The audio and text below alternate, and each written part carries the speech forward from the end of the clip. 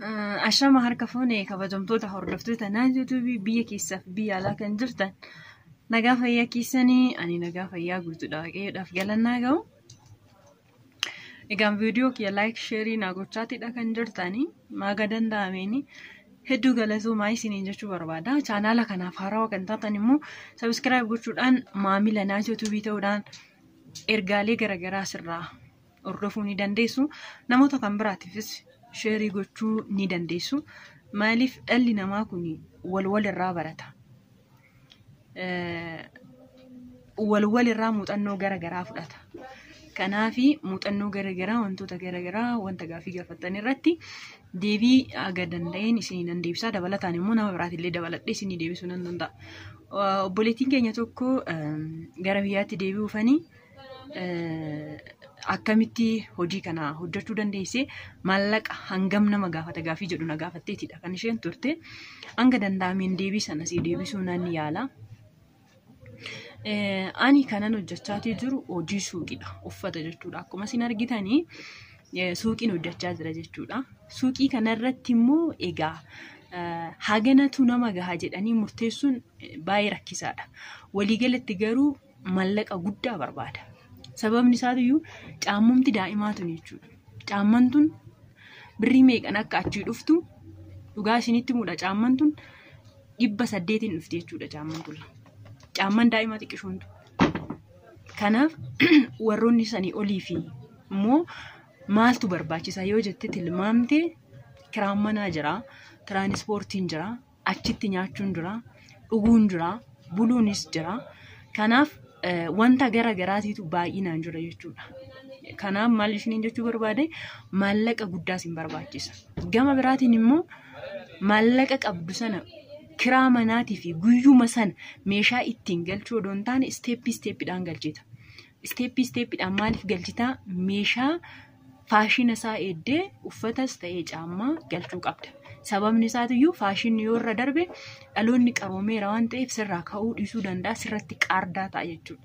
Gaafa san immoo kisaaraa keessa galta jechuudha. Kanaaf of eeggannoo cimaa barbaachisa. Kana ta'uudhaaf immoo maallaqallee lafa kan taa'u si barbaachisa. Maaliifi tarii meeshaan ati fidde sun sirraa deemuu dhiisuu danda'a. Gaafa san immoo cim jettee meeshaa otoo hin galchis suuqii keessa taa'uun in ulfaata waan ta'eef maallaqa taa'ullee isin barbaachisa waan ta'eef birrii guddaa isin barbaachisa jechuudha. Birrii guddaa yoo isin jennu naannoo 800 waan akkasii suuqiidhaaf ni barbaachisa. Amma fakkeenyaaf suuqiin baay'ee guddaadha. Viidiyoo garagarchee isinitti agarsiisuu nan danda'a. Baay'ee guddaadha jechuudha. Kanaaf ganaatti buuta jechuudha. Meeshaan ganaatti buutaa gubbaadhaanis ni jira. Haala kanaatiin argitaniittu gubbaarra xiqqoo yoo kaasan nan jedhu mana suuqii agagaa'u kiyya argaayi. Suuqiin baay'ee guddaadha.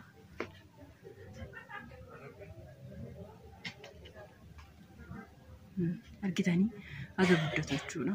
Tartaa kanarras akkana gara jalaatiinis immoo akkana. Asiin immoo caammaadha. Caammaadha gara jalaatiin.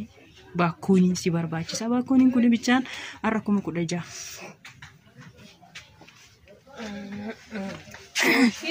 Noora. Waan koo seeranillee akkasiin hiifannan jenne egaa gabaan hin jira. Gabaan sitti yoo dhufan si dogoggorsiisu beektu. Kanaafi alallee hin jira jechuudha. Alaalatti sin fannifatta bakka bootanillee si hanqate gabaadhaaf illee wal irratti. Kanaaf kiyya suuqiin baay'ee guddaadha. Baay'ee guddaadha. Maallaqa guddaa na gaafata jechuudha. Uffata kanatti guutuudha. Ammaayyuu hin guunne egaa. Ammaayyuu ganaadha hin guunne jechuudha. Kanaaf maal jedha Oromoon suuqii fi boolloon dafee hin guutu jedhanii suutaan itti hojjetu. Garuu wanti isin barbaachisu maal akka ta'e beektu hojii kamirrattuu sodaa tokko malee hojjechuu. Namaan abadan hin mari'atina. An dhugaan isiniin jira abjuuna keessa jiru malee nama tokkoon hin mari'anne. Garuu abbaa manaa naan qaba. Isa waliin hin mari'anna. Isaan alatti nama tokko waliin hin mari'anne. Kana waliin mari'adhe yaada sammuu kiyya qofaadha. Kanaan adatti nama biraa wajjin hin mari'anne. Nama wajjin yoo mari'atte maal siin jedhu siin baasu hojiin kun siin jedhu. Akkana siin godhu kana odoo hojjette kana sii wayya kana osoo hojjette sii wayya siin jedhu. Bakka yaanni kee akka wal keessa makamu yookiin wal makaa akkasii harkaa ta'u ijjannoo akka dhabdu si godha jechuudha. Kanaaf inni guddaan murannoo mataa keessanii dhugaa dubbachuuf taanaan ani waaqayyoon gaditti gargaarsa nama tokkoo fi dhuunfaa kiyyaa qofaan sadarkaa kanarra ga'e. Hojiin kun immoo bu'aansaa akkamitti yoo deebine bu'aansaa dhugaan isiniin jedha baay'ee bareeda. Caammuma tana takkitti irratti 200 ol atarrafta jechuudha. Yoo ati cimtee amala kee tolfattee maamila yookiin kastamarii kee baay'ifattee amalaan qabdee amma afoo kana caammaa tokkorra fakkeenyaaf amma uffatoota gurguddaa kanneen naannoo 2000tiin kan dhufan uffatoota jaakettiiwwan gurguddaa kanneen 2000 kan dhufan waan akkasiitti irratti hanga 300 yoo qabatte ammaaf jechuudha. Akkasitti gootee kastamarii kee sassaabda. Hojiitti yoo galtu yeroo kamiyyuu hojiitti yoo seentan maal godhuu qabdu? Wanta fiddasan birrii xiqqoo irratti argattanii nama bituu qabdu. Nama otoo hin bitiin hojii hojjechuu hin dandeessan. Hojii hojjechuudhaaf nama bituun barbaachisaadha. Amalli keessan murteessaadha. Dhugaan isiniin jedhaati ani meeshaan jechuudha. Meeshaa galchee yesuudhuma meeshaan. Yesuudhuma jechuudha. Maaliif namoota rakkataniifillee dabarsee yeroon kennu jira. Waannan itti fideenillee yeroon kennu jiru. Sababni isaatiyyuu ani rakkadhee rakkoodhaafan biyya ormaa itti dhaqe waan ta'eef rakkoo argeen jira waan ta'eef waan rakkoon nama godhu. Ergan guddadhee hin arge malee dura hin argine. Garuu biyya ormaatitti gaafan deemu rakkinni maal akka nama godhus argeera waan ta'eef namootaaf garaa laafuun barbaachisaadha jechuudha. Hojii keessan irratti.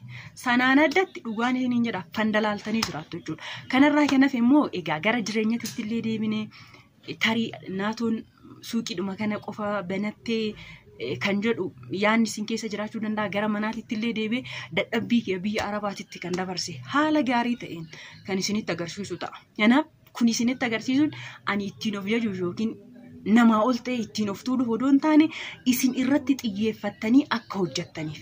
Fakkeenyaaf amma booda mana inni ijaarranna yoo jettan itti dhufna wanta nama barbaachisu akkatti nama dadhabsiisu. Har'a simintoon matoota kittiin meeqa akka taate ingadi deebi'a jedhu garuu ingadi deebi'u jechuudha. Rakkoo meeqa keessa uummanni akka jiru egaa bal'inaan gara afootti waliin haasofna. Ammaaf deebin micayyoo gaafii na gaafatte deebisuu barbaadu birrii guddaa nama gaafata. Suuqii hojjechuudhaaf hoggaadhaan kan kaffalamu kiraan manaatillee maaliif kiyyamanni suuqiidhaaf hin kennatu asiin sii miti bakki jireenyaa koo kan suuqii kennatu miti kuni miidiyeemii gabaa keessattidha waan ta'eef suuqiin iddoo uffatuma suuqiitiif addatti ta'edha waan ta'eef iddoo sanatti immoo hojjechuu si barbaachisa. Wanta tokko yoo hojjettu iddoo isaaf ta'u sanatti hojjechuu si barbaachisa. Asii immoo hin qabdu taanaan kireeffattee hojjechuun dirqama jechuudha. Hojii irratti bobba'uun hojii malee jiraachuu waan hin dandeenye.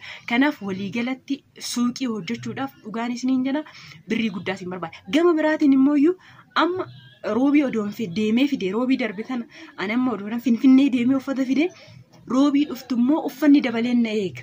Wanti hundi maal jireenyi ol deema bakka. Jireenyi ol deema jechuudha. Kanaaf kana ta'uu isaa beekanii maallaqa guddaa qabattanii dhuftanii hojii isin ni dandeessisan. Ana na dandeessisa jettanii irratti bobbaatanii hojjechuu ni dandeessu jechuudha. Bobbaatanii hojjechuu ni dandeessu jechuudha. Kanaaf jabaadhaa homaa miti. Hojiin kana qofas miti. Hojii hedduu hojjechuu dandeessu. Mana nyaataa banuu dandeessu. Mana puulii garaagaraa bantanii hojjechiisuu dandeessu. Ofii keessanii akka kiyyaa kanattis keessa dhaabbachuu dhiistanii hojjechiisuu dandeessu. Ani amma dhugaan isiniin jedhaani yeroo misaa kiyyaaf qurxii kiyyatti nyaannee jira jechuudha. Hojii kanaaf jedhee. Kanaaf maaliif boru kanarra nama ta'uudhaaf jechuudha. Yeroo keetiif hojii keetiif respektii kabaja kennite hojjette taanaan wanti ati hin hojjenne tokkoyyuu hin jiru. Keessattuu immoo yeroo ammaa kana manneen nyaataa manni shiroo haalaan isin hawwaata. Dhugaa dubbachuuf taanaan odoo akka kiyyaa meeshaa qopheeffatanii mana nyaataatti irratti osoo qophooftanii baay'ee gaariidha. Maaliif anis karoora akkasii amma afootti itti qaba waan ta'eef walumaan kan hojjennu ta'a yoo irra geenye yoo waaqayyoon iddootu dhabama yeroo baay'ee. Iddoo gaarii yoo nagaye mana nyaataatti irratti illee xiyyeeffadhee hojjechuu barbaada waan ta'eef isarratti illee wanta jiru irratti isin nan daddabarsaa. Kanaaf inni guddaan kabaja kan isinitti godhu ulfina kan isinitti godhu maallaqa keessan qabaayi. Hojii immoo hojii barbaadde hojjechuu dandeessa. Maallaqa qabaannan isin hojjechuu barbaada. Oduu isinitti dheeressuun nagaan naa tura. Baay'ee isin jaalladha. Viidiyoo kee sheer godhaa. Gaafii qabaatta yoo jiraate immoo na gaafadhaa isiniin deebisaa.